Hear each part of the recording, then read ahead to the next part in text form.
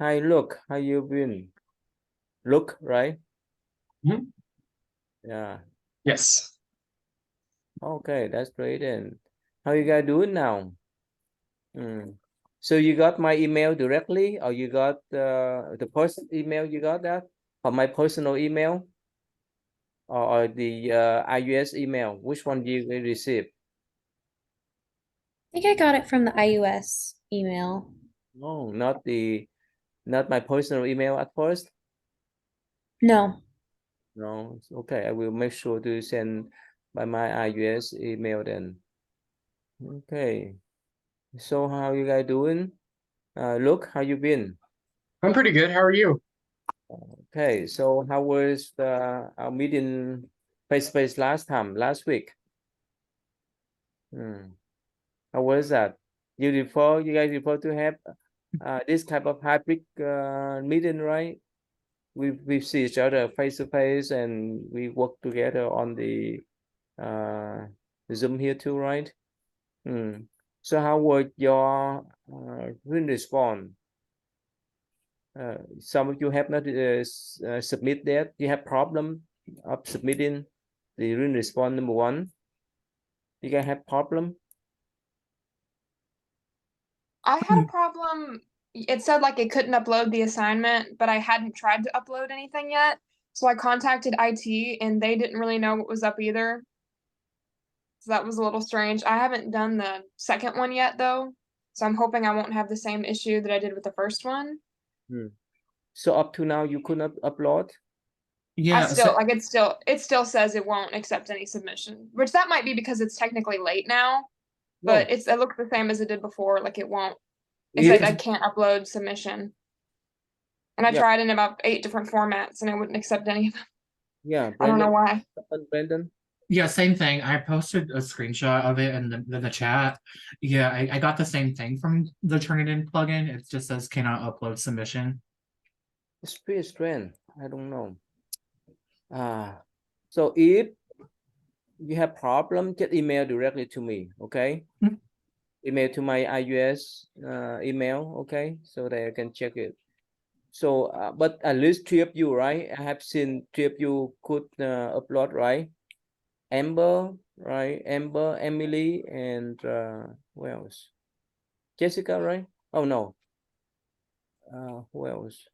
Alexis, right? I also had issues. I emailed you mine as soon as I saw that. I think whenever I looked, it looked like it was supposed to be turned in the day before you had set it to be. So I don't know if that's the issue or anything like that. I don't know. Just set up. See, I like mine said that I couldn't upload it for a while, and I also assumed that was why, but like later on in the night, it randomly let me upload. So I'm not Mine sure was, what was yeah, wrong. I had the same thing as Emily, but I think mine uploaded. Yeah, So yeah. I hope you. Amber, you could upload too, right? Yeah, I never had any error on my part. I was able to upload it first thing, so I'm not sure why it's so selective. I don't know what happened. Yeah, two of you couldn't upload, but others could not. It's okay. I will talk with the IT. But in the meantime, so look, you talk with them yet? I hadn't talked with him, no, but I did have a little issue. I think it did say that the due date was on Saturday instead of it being on Sunday at night. Uh, So I think that was my whole issue with uploading it. I set up and somehow it changed by itself. I don't know why. Mhm. Yeah. Anyway, so any question regarding about the assignment, about writing, especially the first one? Would I be able to like send you that directly to your email for this first assignment? Because I think all the other ones have been working just fine. Yeah, please. If you could Okay. not upload for the first one, email to me directly. Okay. So Hmm. stay on time, and I gave you guys the feedback for the posting, right? All of you post those things. So please make sure to follow the rubrics that I showed you last time. I don't need to review again. You want me to review again, or you know all? No? Okay. And you book the day, right? October the 7th for our meditation practicum, right? Mhm. Who could not come? Who could not come on that day? Oh, Amber, right? Okay. So I gave you guys the option. You can do by yourself. 4 hours, right? Just follow the instruction. If you have question, you can stay back. We can discuss about that. You can do by yourself at home. Okay. The rest we can. I'll see you in class then. All right. So anything else? How about the writing? How about the articles? Is understandable, those articles, except the first one that 208 pages. So I don't expect you to read all. No, just be selective, right? Just pick and choose the part that you want to read so that you can respond to the question. That's all. Right? Yeah, those articles is so wonderful. Any question? Any more? No. Well, how about for the second week, right? You guys supposed to do the I think 5 to 10 minutes meditation, right? Only one time, right? The first week. The second week you do twice. Just put this kind of increment so that you can feel comfortable with that. I forgot last week one of you say that you're working on meditation already, right? I mean, you've been practicing meditation before, right? How many of you have been practicing meditation before? Oh, that's it, right? Oh, look. Oh, so how often, that's it? How often do you do meditation? I practice at least once a day, if not several times throughout the day. Oh, that's nice. How long in each periods? It depends. I know at least at night it'll be maybe like 15 to 20 minutes at night. So how long have you been practicing? 1 year? Been about maybe 6 months. You see a change? Mhm, definitely. Change? Yes. How? Can you share? I feel like I used to take like a really long time to go to sleep at night because I would be thinking about everything that had happened that day or things that I have to do the next day or stuff like that. And it kind of just puts me in like the headspace of not having to think about everything and just like calms my mind and then allows me to go to sleep without any issues now. Yeah, so you don't have problem with what called insomnia, right? Mhm. How about look how often you do the meditation? So I typically try to do it for 15 minutes, and my goal is to do it 2 times a week. Sometimes I've only been able to do it once a week, but that doesn't happen too often.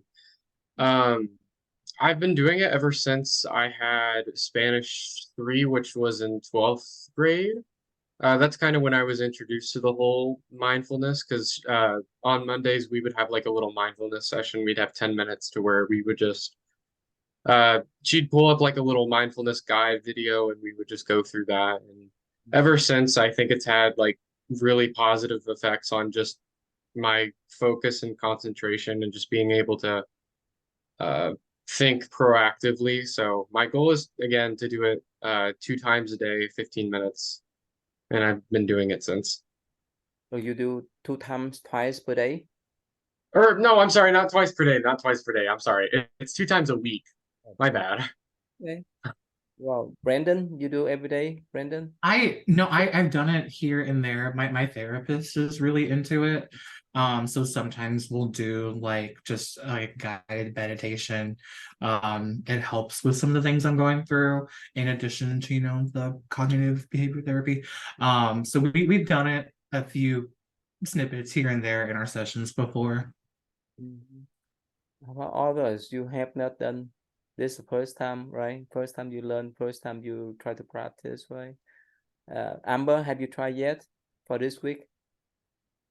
Yes, I did my first session yesterday once I got home from my classes. I ate beforehand, which was not a good idea because once I sat down and I started to do the breathing exercises, I felt it felt like a weight in my stomach. I don't know if it was indigestion or just like my body wasn't used to just immediately sitting down after a meal. So I was kind of restless and a bit uncomfortable physically because I just had a big meal coming home and then I immediately sat down and was just trying to focus on my breath. So the first session was a bit rough, but around the end, I started to get the hang of it. About Chelsea, have you tried yet? I have, but I think I cheated a little bit because I got on YouTube and I found one of those like guides that tells you when to breathe because I realized I just don't breathe. Like if I'm not doing anything, I just won't breathe. So I needed someone to tell me, and it was kind of nice. Like I was outside. Oh, I see. You could Um, get used up watching your breath, right? mhm. That's So normal. I cheated a little bit, but yeah, yes, I did it. Normal. Step by step, it's normal. Yeah. How about you, Emily? You try yet, Emily? I tried yesterday morning, but I realized that I'm also not that great with controlling my breathing because I kept trying to focus on it to keep it regular, but that just kind of made me mess up my breathing. So I need to work on that. So you get used of that yet or not? Or still some kind of nervous about watching your breath? Still a little nervous. Okay. Scarlett, right? So you start I haven't tried it yet this week because my week has been so busy, but that means I definitely need to try it because I think it would help me a lot. So I'm excited to try it. Yeah, remember the moment that you sat behind the wheel. Remember that moment? Amber, you nervous, right? When you sit behind the wheel and you try to control the wheel, right, of the car. It's so steep, right? So steep, and that somehow while you drive the car on the road or on the freeway, you may think that you may go down to the cliff, you may go down to the up the road and so forth. But now you get used of that. So there's meditation, especially when you look back to your breath. I met some people at the hospital. So they recognize us. They have to know how their body are functioning, how their mind are functioning. Most of the time we look outwardly, right? But now mindfulness practice help us to bring back to ourselves, to recognize who we are physically, mentally, psychologically, and spiritually. You understand that? So this is that we need to learn who we are. As much as we know who we are with those aspects of life, it's easy for us to recognize all those. Okay, so and of course, before you register into this class, right, you may have read all kind of articles about benefit of meditation, right? But you may not believe it yet because you have not touched the water yet, right, Emily? Right, Jesse? You have not touched the water. You have not drink the water yet. That's why you feel nervous. You feel anxious about that. But when you get used to that, it becomes part of your habit. Is that right, Alexis? At first you feel nervous, right? You feel uncomfortable, right? How could you overcome that type of obstruction in the first, that during initial periods, and now you get used to that. How could you overcome those kind of obstruction? Can you share, please? Well, I started out doing the guided meditations, Okay. and that really helped me to kind of figure out what I liked to do to be able to do it on my own. So starting out with the guided meditations like they have on YouTube and stuff like that really helped me to kind of get into it because it was kind of daunting to think about it and have to figure it out all on my own. But having a guide that helped ease me into it really helped me. Yeah. That's why today we discuss about the science behind meditation, how meditation and mindfulness practice change our brain. Right? I think you read that question, right? And articles, right?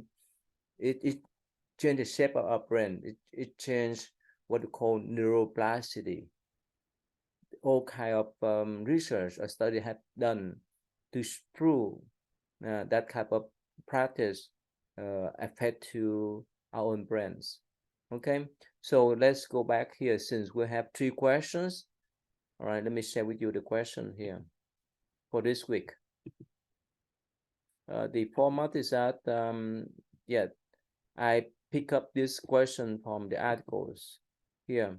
The first one, describe in detail how mindfulness meditation can alter the brain and immune function. And number 2 and number 3. So the format is that now since we have 7 of you, you guys can pick one question. You can 2 of you can pick one, and we can discuss about that in detail. Okay.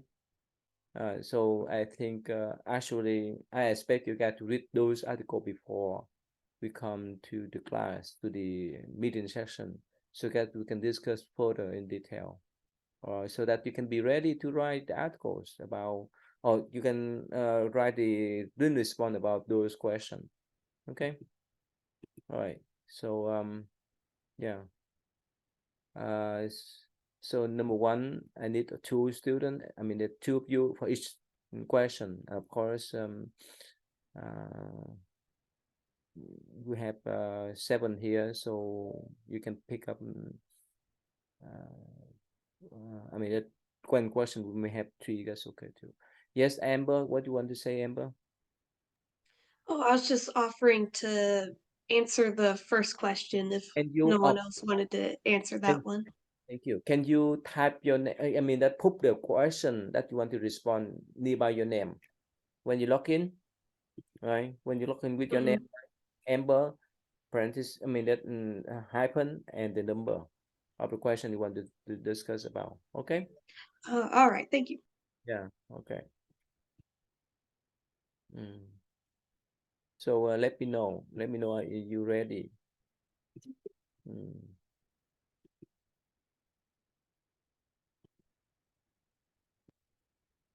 Okay.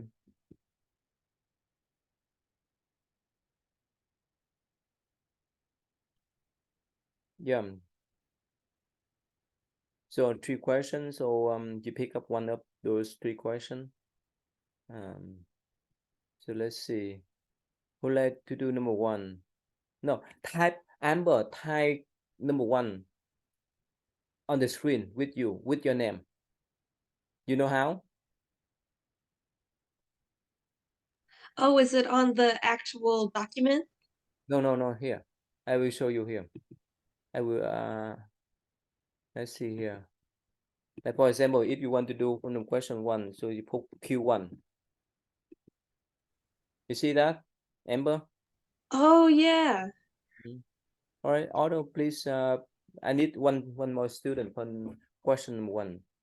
Put your name and hyphen and Q2, Q3, and so forth. Okay, so that I can decode that.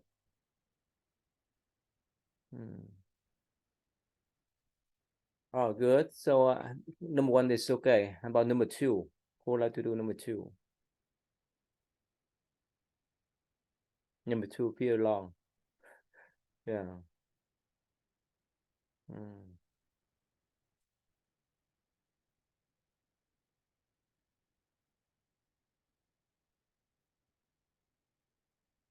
And you pick up number 3 too.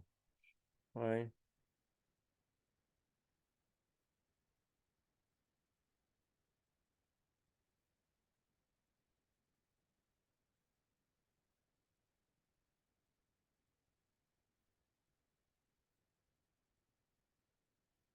The articles are readable, right? It's understandable, right? Okay. Yeah.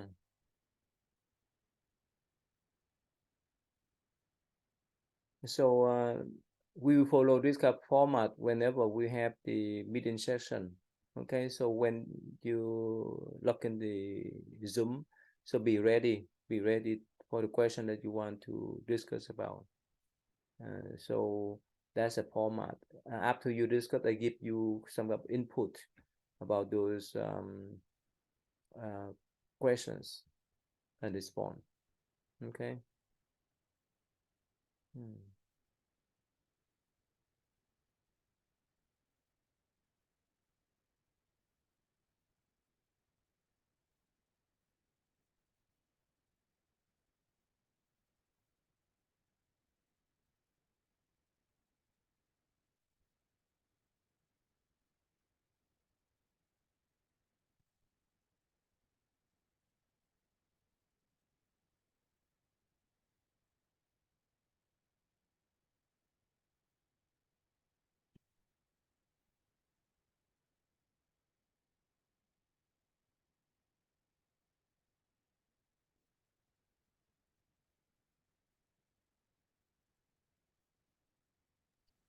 Oh, I see. You want us to edit our names. How do we? I don't know how to do that. How do we do that? That I can do for you. What question you like to do? Well, I halfway started What question? question one. What question? Question one. I didn't. But Okay. do we already have too many people doing that? Yeah, 3, that's enough. Yeah, okay. Have 3 students. 3 of you do the question 1. How about number 2? Anyone try to do number 2?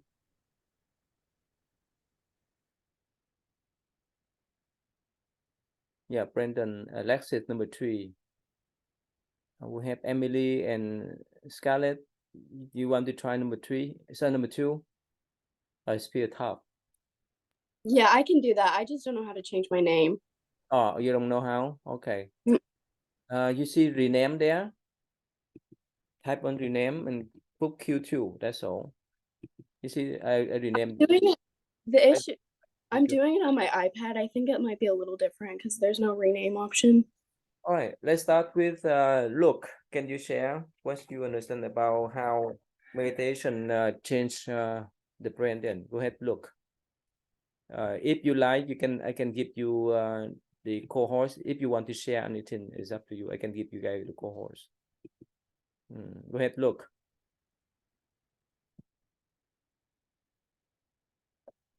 You want to go first, or Amber want to go first? Is it okay for you go first? Look. Yeah.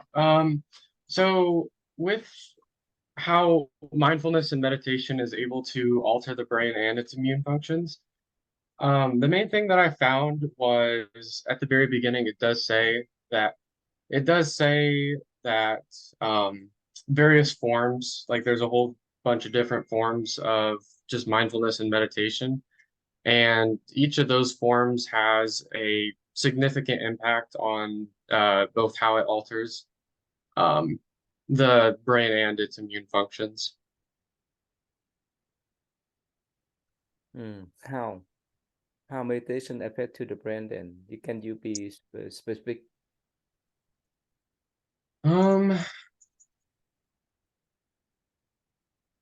Amber, do you want to help just get me started on? Yeah.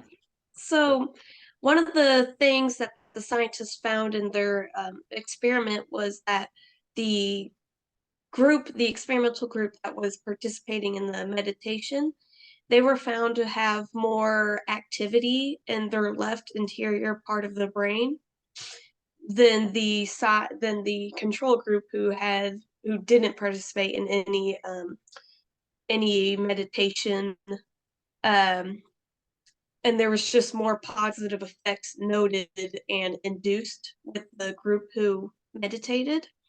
And in terms of the immune system, the meditation group, whenever they got the influenza vaccine, they were shown to have more antibodies in their system than the control group.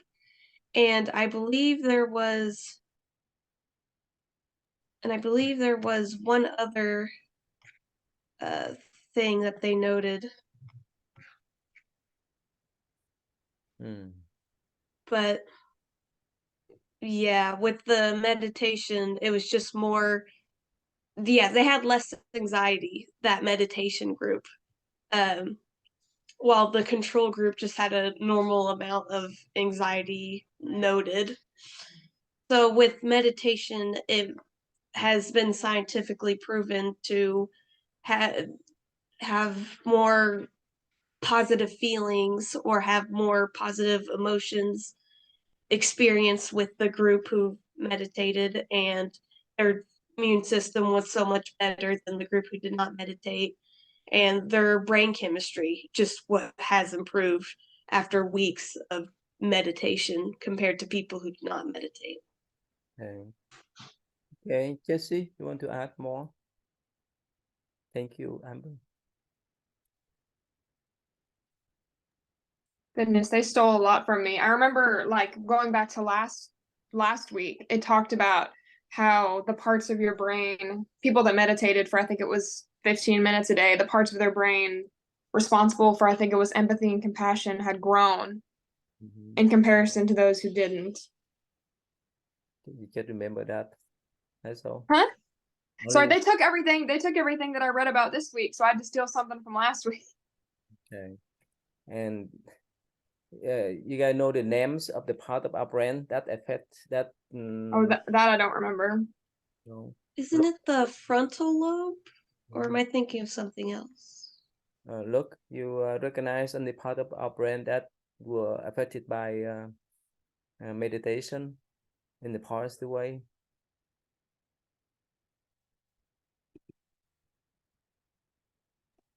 Oh, go ahead. Oh, I was just gonna say, I think it was the left side of the interior brain, but I'm not sure if that was the only thing affected. So you can go ahead, Luke. Yeah, that's all I found. It said that the left-sided anterior action, they said that was associated strongly with the immune function. Okay. All right, let me share with you guys the clip that I had a snapshot here. The expert meditators seem to develop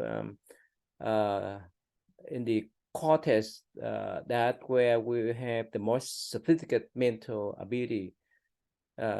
So it enhances the cortex here, and also this talk about the hippocampus. Let me move down here. I see horse shape error. Is this that is so crucial for our memories? Actually, I think it's better for me to share with you guys the video clip then, so that you can recognize what it's about.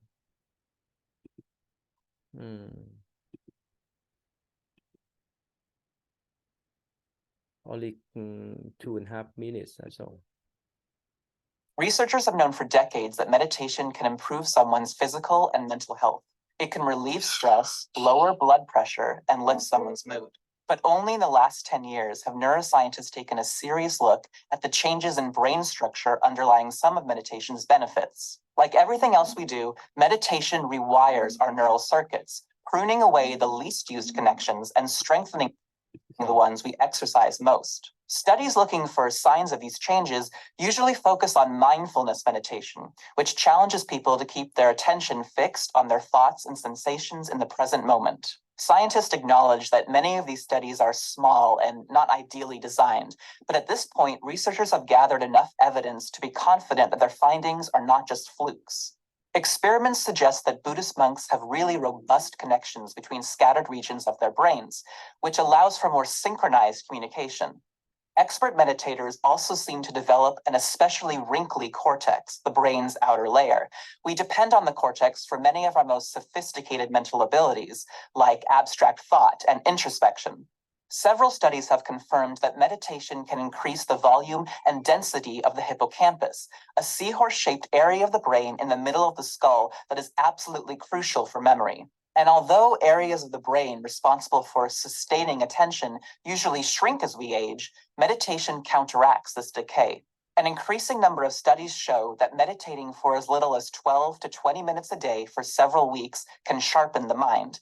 In these studies, meditators have scored higher on tests of attention and working memory, which is the ability to temporarily store and manipulate information in one's mind.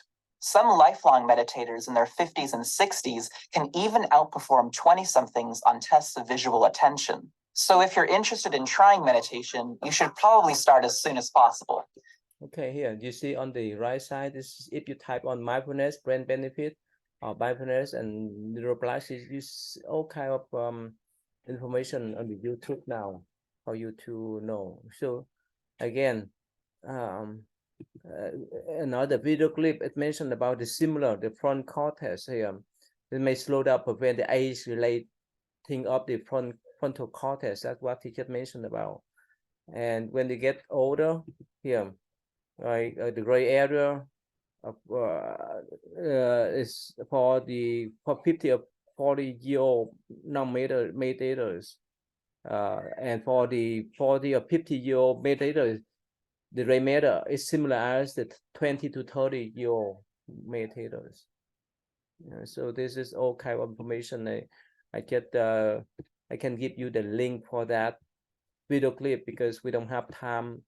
This is video clip here. We don't have time to watch, but you can watch by yourself later on.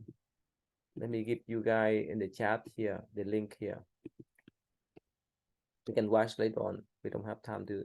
So basically, I just take a snapshot of this kind of video clip. Yeah, one more time. It reduces the what you call the amygdala, which respond to the trigger of fight or flight response. So it reduces when we do meditation. It reduces that area. That's one here. It relates to the stress, fight or flight, and when we do meditation, it's screen it down. So they have those type of the MRI. Who been through MRI before? Anyone of you? MRI. Oh, what happened? So they scanned your brain or what? They did, yeah, they did. Okay. Yeah, because of modern technology, right? They could see the brain quite easily. And even if you have times, one more time, if you have time, you can watch, especially, let's see here, this video clip. I don't have this video clip. It's very interesting right here. The meditation impact on the brain. This done by one doctor that scanned the brain of a Buddhist, Tibetan Buddhist monk. So we don't have time, so you can watch by yourself later on. Okay, so let's move on. Number 2, Emily and Scarlett, can you respond to that question, please? I can go first, I guess. Yeah, go From ahead. what I've gathered, I'm not completely sure if all of this is correct. From what I've gathered, that a lot of modern day science and everything agrees with Buddhist perspective, and that there are a few different theories that I was talking about how the conscious ego, so what we talk about, should be separated from everything around us. So the non-dualism that I was talking about is that the belief in that everything in the world is connected, including us, and how the scientists are finding that believing that our ego is different from the world around us, I guess, is very harmful. I don't know if I said all of that correctly, but that's what I gathered. Can you define Westman duality? What'd you say? Westman duality. I'm not sure. Sure. Duality means the difference between two things. So Opposites, yeah. right? So I'm Male, saying female. so I'm thinking non-dualism is that there is no difference between us and the world around us, and that everything's connected. It's or our subconscious and our conscious. So, okay, go ahead, Emily. Can you respond to this question, please? Going to be honest, I did not look into that question as much as the others. Right. But yeah, just what Scarlett was saying, like everything is connected and we see things very similarly to how they saw it all Okay. that time ago, but we just use modern applications of it. Mm-hmm. And okay, one more time. Dualities mean it's to oppose agent, right? Black, white, good, bad, male, female, like, dislike, and so forth, right? So what problem with those type of duality? Any problem with those opposed? Maybe that you believe that everything is out to get you in a way, and you want to be judgmental of other things because you think you're opposing on opposite sides, I guess. That's the point, right? So let's say the moment that I hold this pen, right, on the screen, right, it may trigger your thinking. Oh, you say, oh, this is white pen. Oh, I like this. I don't like it. So the notion of like and don't like, what happened? When we have the notion of like, we try to attach to, right? When we have the notion, we have the thought of dislike, we try to reject. Is that right? It's worked in any aspect of life. When you go to your friend's house and they invite you to have lunch or dinner with them, right? Somehow they put some kind of food that you oh wow, probably the food that you like, wow, you like it more. And it may have some sort of problem later on if you eat too much. On the other hand, if somehow they cook the food is so strange, you just try to test it and you don't want to touch anymore. You come back home with empty stomach, right? So my point is as the notion of like, dislike, good or bad, that trigger our emotion. You know what's been first impression, right?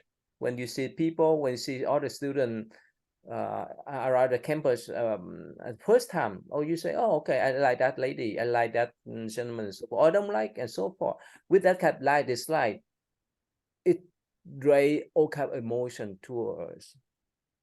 Make sense? That's what happened with duality. So in quantum physics, especially even in Buddhism, we need to go beyond that type of duality. We just, let's say, while you're walking around the campus and you meet one lady, one gentleman, or one male student, one female student, you can keep it as much you can keep your mind at peace without saying, oh, I like that male, or like that female, and so forth. If you keep your mind at peace, you keep your mind in the neutral, you don't make any judgment, you know that person in the well round. Make sense? But if somehow, if you say, oh wow, I like that lady, I like that gentleman, somehow because of that attachment, later on you may defend on him or her because you have that kind of tendency to have that type of likeness to that kind of person, and vice versa. If you have negative impression about that person, no matter what they say, you may reject the idea. You understand? Look, you got the idea? So that's why in meditation, what we call non-judgmental. When you stay with that type of approach, so it's much easier for us to see things as the way they are, instead of judging them, good, bad, like, dislike, and so forth. Make sense now? Make our mind more at peace. That's why when we do meditation, it helps us to build up with that type of non-judgmental attitude toward others. But up to now, most of the time, we swing back and forth between like, dislike, good, bad, and so forth, right?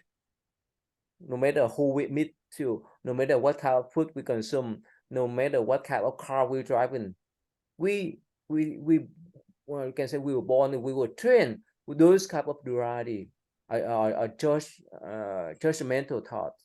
Make sense now? Okay. So let me let me show you this one here. Let me show you this clip here. All right, you recognize him? If you are in the engineer major or science major, you know him? Brandon, you know him? I've heard the name before, but I that's not my field. He say everything we call real is made of things that cannot be regarded as real. If quantum mechanics has not profoundly shocked you, you have not understood it yet.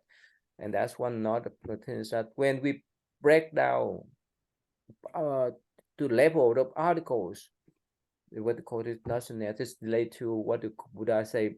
The world is bound up by and short by a view of delusion. This appear as real, and is regarded as is for the for five. The food bound to its illusory acquisitions, applied by stress, assume it as an eternal. But for one who see and really understand there's nothing stable or nothing ever the same, neither here nor there at all. So that's the whole idea about quantum physics, that everything is changeable, nothing lasts forever. This is not the idea. So that we don't make we don't attach to it. For example, last time we talked about what they call perfectionism, right? Perfectionism, right? Last week we talked about this one, right? Right. But remember, if we recognize, if especially you as a student, if you recognize things is changing, you may your professor may give you hard questions or easy question and so forth, depend upon the situation, right? When you deal with other people, they might change in moment by moment. Much easier for you to have the kind of adaptation. Later on, we will learn what you call the ACT, the flexibility that we need to build up with here. In the quantum physics, they talk about the wave and the particle. That's the duality, and in that kind of idea, we need to go beyond the wave and particle. Yes, sorry.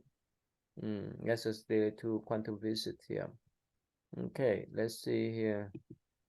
All right, let me just move up to the last question. Well, it's much easy. Alexis and Brandon, what do you want to share?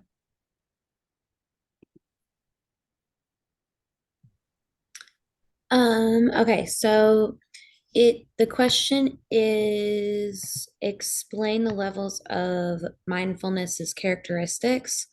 So there's 6 levels. It starts with 0 and it goes all the way up to 5, and it kind of just explains like the journey that someone takes whenever practicing mindfulness, and how whenever you go up in the levels, you are understanding it more and more. So the first one is 0, and it's like you're taking your problems and you are making them outside of your own like you can't control, you're saying that you can't control your problems and you can't fix them, so you're kind of like in denial and you're putting it off of yourself and it's someone else's problem. And then the first level is kind of whenever you are taking society's rules and you are adhering to them and you're not really using your own personal beliefs in that. So it's just kind of like society's morals and the different rules that you have to abide by. And then the second level, you are starting to kind of learn more about mindfulness, and you're using more of like the cognitive models and things like that in your everyday life, but you just kind of ignore your own personal experiences and different things that you had, like that you could use towards it. The third level, you use those models, and then you also take in your own experiences, and you start looking at your own behaviors without trying to, like we were just talking about, doing like saying that they're really good or they're bad. You're kind of just viewing them as they are. Mhm. And then the fourth one is whenever you're getting insight into your life and your issues and just everything. So you're seeing what the nature of your problem is, and then seeing how you can solve it, and seeing how you can use your own knowledge to solve it. And then the last one is whenever you can view most things in life kind of generally and not put these labels of like good or bad on them. Yeah. Thank you. Brandon, please. Yeah, I think going off of what she said, one of the articles had a good table explaining those levels. Like 0 is being in denial and kind of externalizing everything. You're not, yeah, you're basically just denying it and then nothing's going on. Level 1 is where you start modeling behaviors. It calls it the imitation level. 2, and then also to supplement that, one of the things that the article talked about was using mindfulness, or how physicians can use mindfulness as practitioners. And that's kind of what I took notes on. So level 0, denial. Level 1, it talks about how physicians they're not really reflecting on their own things, but they're taking at least some responsibility. And kind of what Lexi said about kind of taking society's views. One of the examples that it gave was a physician knowing that having like sexual intimacy with a patient is wrong because that is something you shouldn't do. Like it's against like moral and ethical and legal guidelines. 2, it says that it's the curiosity stage, cognitive understanding. This is where you start to have a little bit more of that personal knowledge and know how to apply that in your everyday life, and then having that tacit knowledge, so that knowledge that you have but it's really hard to explain or to verbalize. 3 is also curiosity, emotions, and attitudes. So you're starting to include your own curiosities and feelings, but they're not good or bad. They're just feelings at this point. 4, you're starting to get there. You have more insight. So I wrote that you understand the problem and you know how to solve it. But you're maybe not quite there to incorporating everything yet. And then 5 is that level of generalization where you can apply all these things that you have learned and use the new behaviors to be more compassionate and be more present in the moment. And something the article is talking about is that, especially for physicians, like since they're practitioners of medicine, they have to be able to practice mindfulness and self-awareness, because sometimes they're dealing with pretty touchy subjects like cancer diagnoses or HIV management, or just different things that require like the physician to be a more compassionate human. Mm-hmm. Yeah. Yeah, just if you can keep the camera, please. Yeah. So how about what's mean by playing games? Right? When we made mistake. Sorry, I went to fill up my water bottle and then I came back and I just never turned my camera on. Back on, I guess. The Amber, what's mean playing games? What games? Playing games. You make mistake, but you blame on others. Oh, yes. Now, Yes, I know that very well. What's about? What's wrong with playing games that we used to play, or we play almost every day? Or what's wrong with that? Well, when you make a mistake and instead of having that openness and that accountability of I made a mistake, that's in the past. Mhm. I'm in the present now, and I will try to do better next time. You take that experience, your own experience, and you force it on someone else, and you are just pushing away and stamping down all the feelings you had during that experience. Anything that hurt people, whether physically or emotionally, you're just stamping that down and accusing someone else to try to keep your, and it's almost like an attempt to keep your conscience clear of, oh, well, I didn't really do that. That was someone else. And trying to go about your life just ignoring that problem instead of having an open mind and taking that accountability for what you have done and growing from it and just being stuck in the past. And what happened? What's the consequence of that? That kind of playing games, that we don't accept our mistake, get blame on other. I think it mostly for the person involved who blamed that other person, I think in terms of them, they just are sort of, they can either be tied to the past of like, oh, I can't believe I just blamed that on someone else. It was my fault. So you're just stuck in this constant state of regret and guilt of why didn't I change that? Why couldn't I have changed that?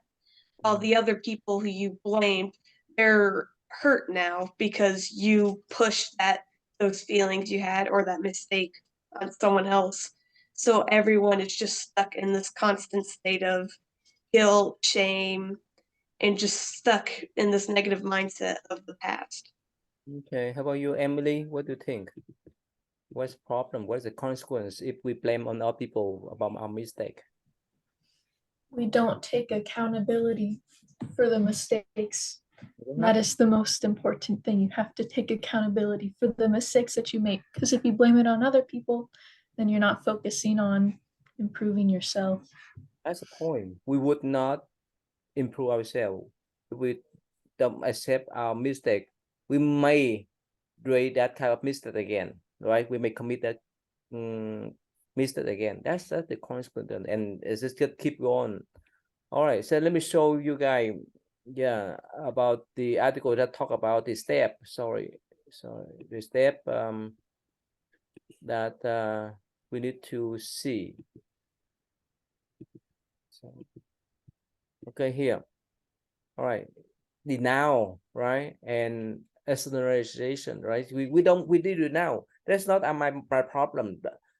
Let's say you can blame. Oh, I failed because of for pressure, not me, right? I lost my job because of my boss, not me, right? But that's the level 0. This next level, that's we imitate the behavior of model of other people. We start to recognize ourselves. That's step number 2. Curiosity. We recognize who we are. Number 3, we have the curiosity about our emotion, our attitude. It's not easy when we say something or when we offend other people orally, right? Verbally, probably we may not recognize until we contemplate, oh, I don't know why I say those things to my friends, right? And so forth. With that type of recognition or contemplation, we could change for better later on. Otherwise, we keep following what they call habitual pattern, and that's inside there, so that we can live with the present moment. And this the table 2. Active observation of ourselves, oneself, the patient, and the problems, right? We need to observe ourselves. We need to observe. Later on, we can learn about the observation of our body, our feeling, our thinking, and so forth, right? We have the critical curiosity. We have courage to see the world as is rather than as one would have to be. No, here, I met some young people in the past. They say, well, wow, I want to change society. And they smile and they say that, wow, it's better to change ourselves first before we change others. What do you think, Luke? Is that true? It's better to change outside first, or it's better to change inside first? Oh, I totally agree with that. I think in order to effectively know how to change other people's mindsets in a positive way, it's especially important to know how to change yourself to be, the best you can be to your full potential. And only then do you understand how to change others by knowing, what's best for yourself first. About Scarlett, what do you think? I agree with Luke. I definitely think that you have to change yourself. You have to be the best version of yourself before making any type of impact on others. Yeah. About Jesse, what do you think? What happened if someone say, "Oh, I want to change you," but they don't look at back their mistake? What happened? That is a really good way to get people to not listen to you. If you're not leading by example, it doesn't matter if you're their boss or if you're their financial advisor, or if you're someone, it doesn't matter if you know what you're talking about, if you're not taking your own advice. Like, no one's going to want to listen to you because they think you don't actually care. So Brandon, so you are middle school teacher, right, Brandon? Yes. So when you teach the little children, how could you apply this kind of principle? How could you tell them that you need to change yourself first before you help others? I like the I don't know, somewhere they talk about like in the airplanes, like you don't help someone else with putting their oxygen mask on before you put your else. I don't know how to talk today. It's been a long day. You can't help someone else put their oxygen mask on until you put it on yourself. Oh, So yeah. you can't take care of other people if you don't take care of yourself first. Yeah. And I think that's something that I try to preach to my students. Like I always, try to lead by that example. And you can't fix somebody if there's things wrong with you too. Okay. All right. Since time is up, sorry, over times. So let us stop here today, and we could discuss further next time. Please read the articles before we join in, okay, so that we can learn each other.